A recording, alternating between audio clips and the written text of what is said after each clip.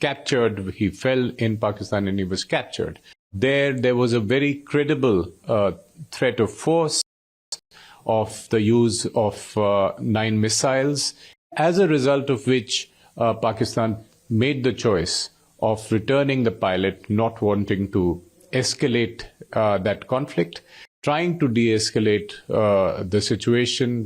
The Prime Minister of Pakistan attempted to call the Prime Minister of India. India was going to escalate the situation in case the pilot was not returned. Certainly in 2008, India should have given this response that it finally gave in 2016 and 19 with the surgical strikes and airstrikes. Was this episode mentioned by Prime Minister Modi in some of his speeches? Was that the Qatl ki Raat he was referring to? Yes, the Prime Minister did mention this in his campaign speech. He was talking and he did refer to this episode. Article 370 was something that took Pakistan by surprise. This book that I've written is an account, a practitioner's account of the 76 years of the relationship from 15th August 1947 to 15th August 2023. Well, it's a playful title, and the reason is that I discovered that anger is an important motif in this relationship over the last 76 years.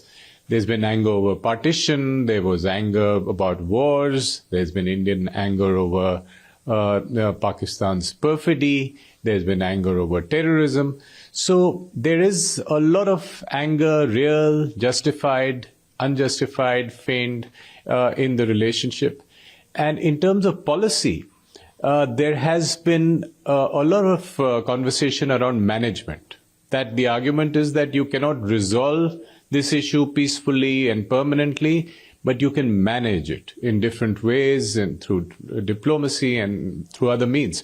So I think the whole idea was to juxtapose these two ideas and call it anger management. So it shouldn't be taken too literally on by asking whose anger is more, whose anger is less. Mr. Bisariya, I'm now straight away coming to the chapters and some of you mentioned after the Balakot incident, after the Balakot strike, you got a call from Mr. Sohail Khan, from the investor.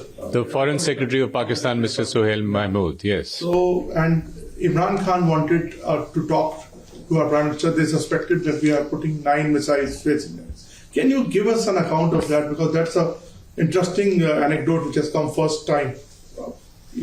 Absolutely. So, after Pulwama, India had taken action in Balakot, and that was followed by Pakistan's operation, which it called Swift Retort in India, and as a result of which an Indian pilot, Abhinandan was captured. He fell in Pakistan and he was captured. So what I've tried to do is present an account of the coercive diplomacy that took place after that to get back. And there was a very credible threat of force, of the use of 9 missiles.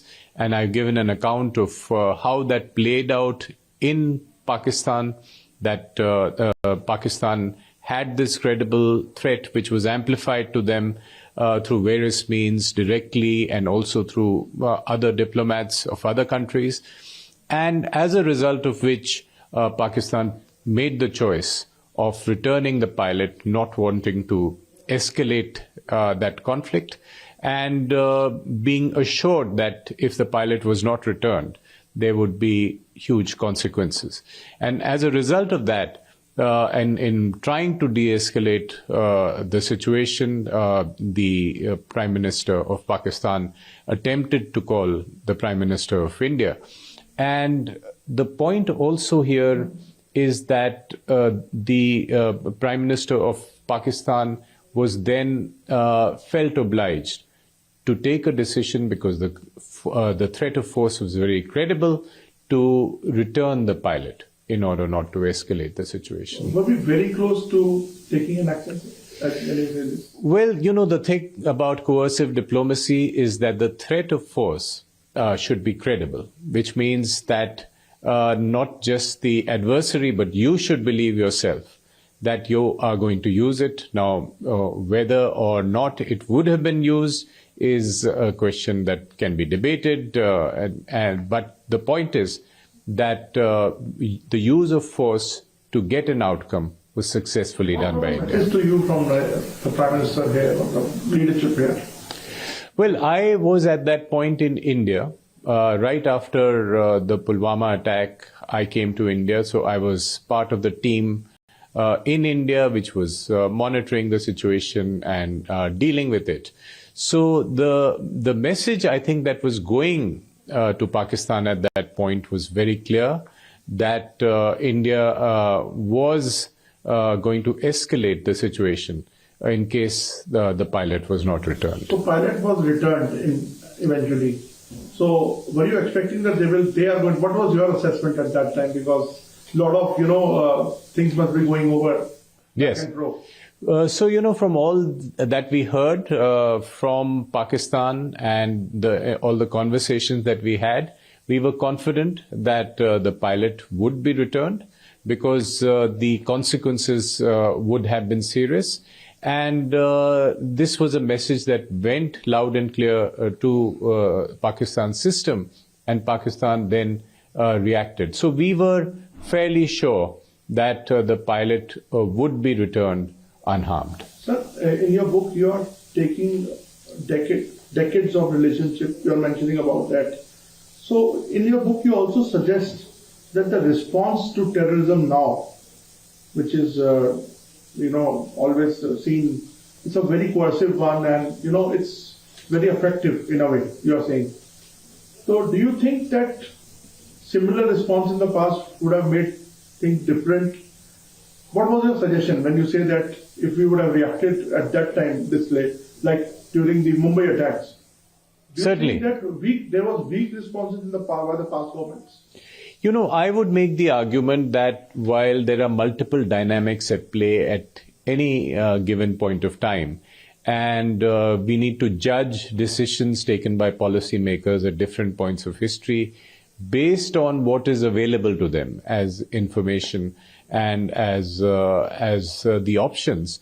But I think that by perfect hindsight, if you look back today, certainly in 2008, India should have given this response that it finally gave in 2016 and 19 with the surgical strikes and airstrikes.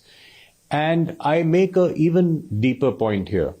I think that the terrorism and the pain India suffered in Punjab in the 1980s could have been lessened if India had taken hard power action in the 80s or early 90s. Similarly, in the 90s, the pain that India suffered in Kashmir could have been lessened if the point was made to Pakistan that India would use hard force as a response to meddling in either of these states.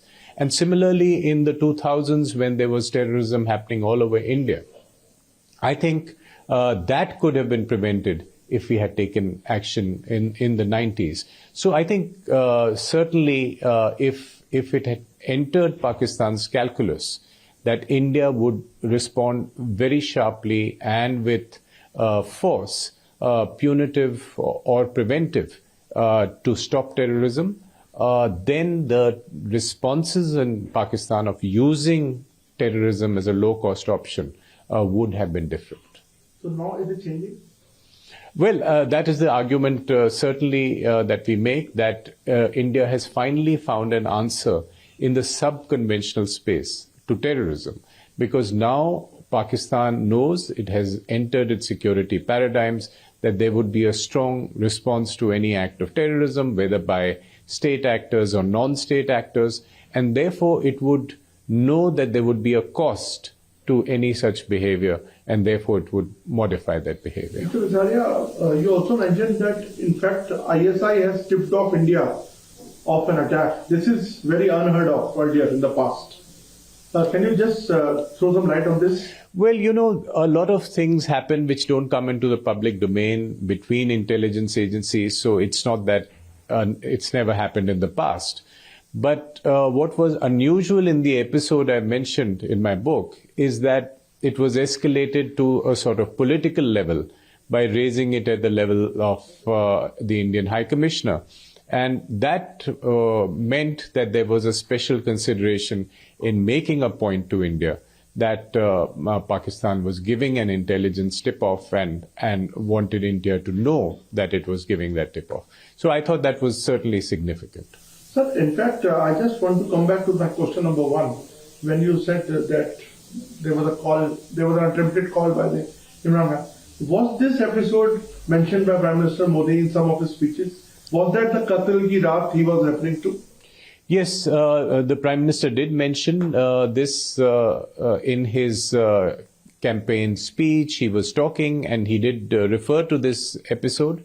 But Imran Khan also referred to this episode in his own speech in Parliament, that he had made an attempt to talk to the Indian Prime Minister.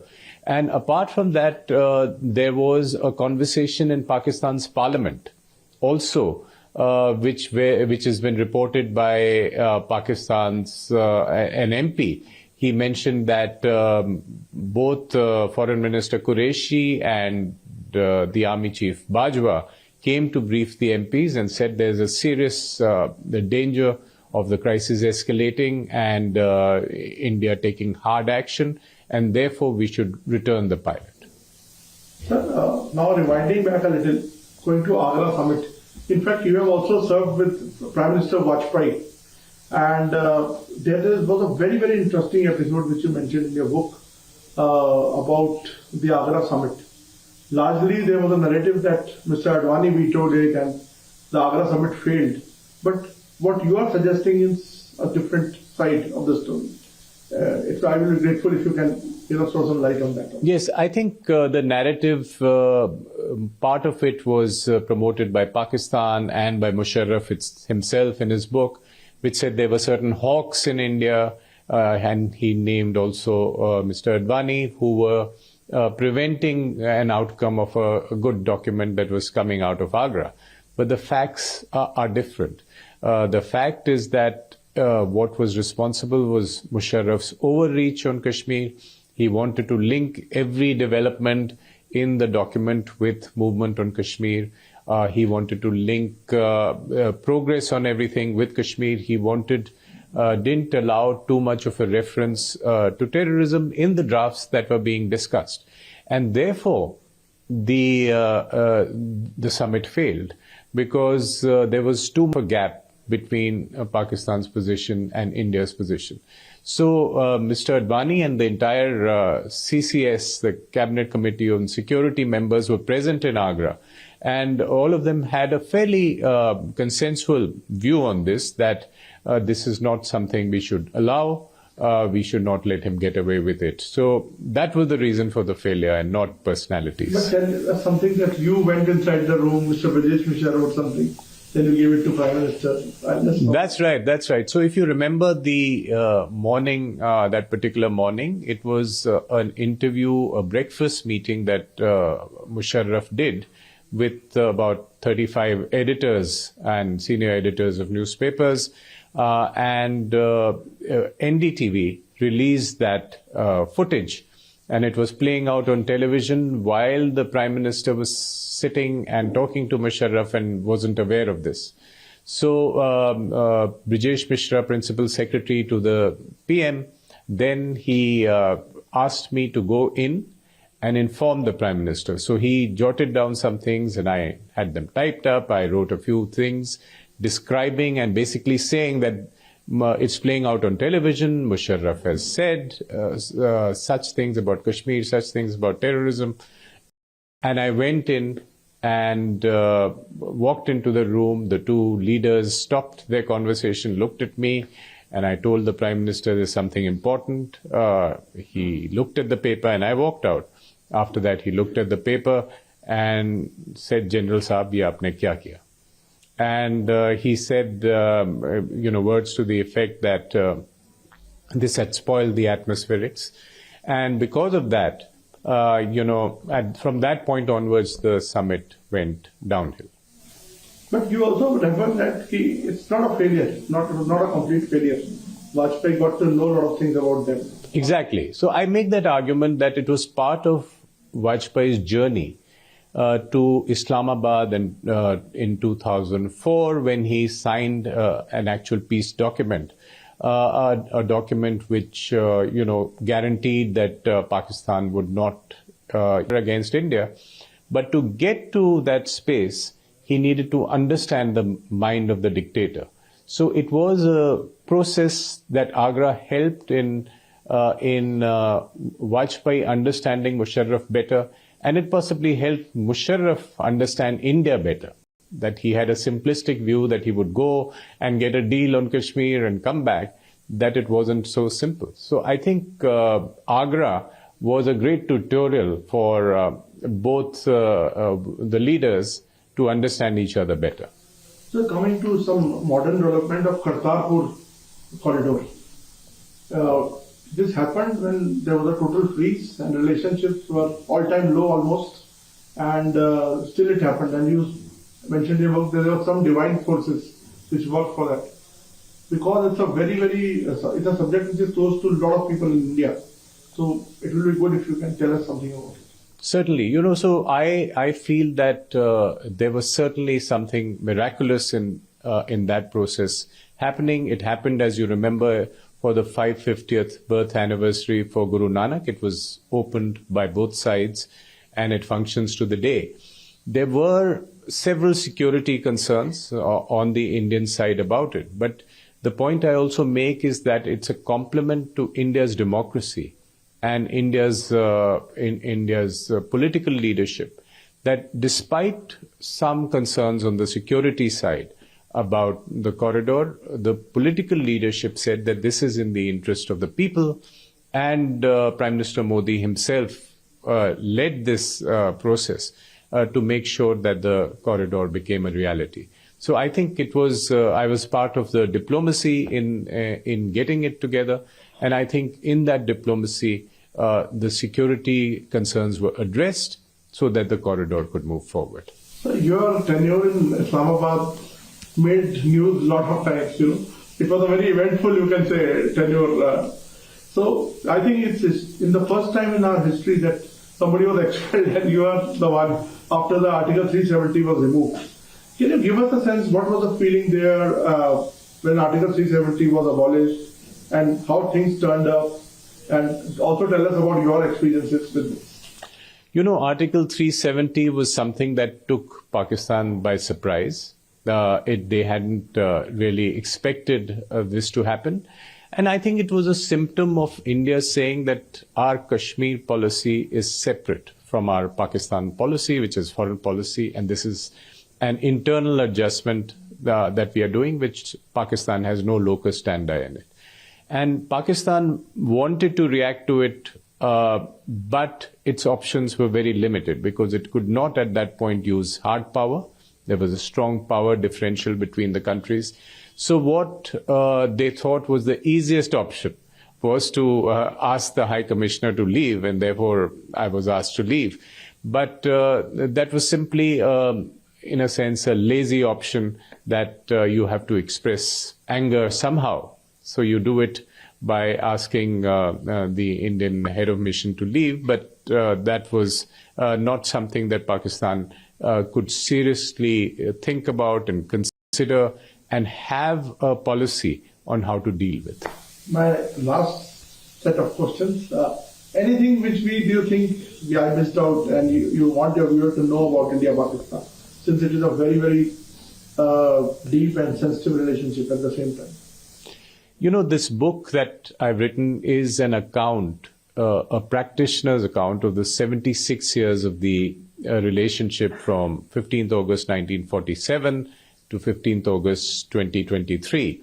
And what I have tried to do is put a focus on the diplomacy, the diplomats and the conversations. You could equally have a book with a focus on the military issues, on the intelligence issues. But this was on the diplomacy And the central point is that diplomacy matters. So leadership matters a lot. The Pakistan structure matters a lot. Global forces matter. But at the margins, the diplomats on the ground and diplomacy matters. And they can influence events in different ways. And that's what this is an account about. Sir, were you not handicapped because you could not diplomatically handicapped because you could not reach out to the army chiefs there, which are the real powers that be, who run the show there, and you are dealing with the people who have to take permission from them and then coming back and forth. How difficult is this? Because I think there was some reference regarding this also in your book.